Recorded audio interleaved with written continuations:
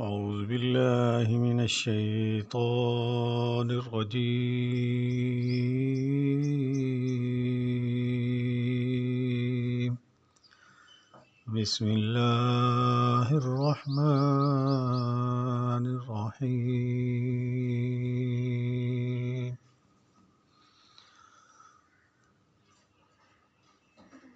وهو الذي خلق من الماء بشرا فجعله نسبا وصهرا وكان ربك قديرا. اور وہ ہے جس نے پانی سے انسان کو پیدا کیا، پھر اسے نسب والا اور سسرالی رشتوں والا کر دیا۔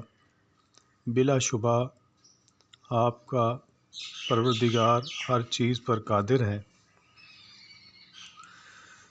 نسب سے مراد وہ رشتہ داریاں ہیں جو ماں یا باپ کی طرف سے ہوں، اور سحر سے مراد وہ قرابت مندی ہے جو شادی کے بعد بیوی کی طرف سے ہو، جس کو ہماری زبان میں سسرالی رشتہ کہا جاتا ہے۔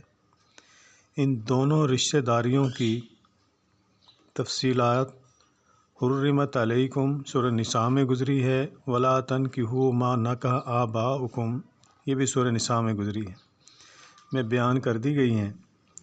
اور رضاعی رشتہ داریاں حدیث کی روح سے نسبی رشتوں میں شامل ہے، جیسا کہ فرمایا یحرم من الرضاع ما یحرم من النسب۔ اللہ تعالیٰ نے ایک ایک چیز کھول کے انسان کو بیان کر دی ہے کہ ہم نے ایسے ایسے تمہیں عزت دار اور معزز بنایا، لیکن جب باری آتی عبادت کی تو یہاں سے انسان بھاگتا ہے۔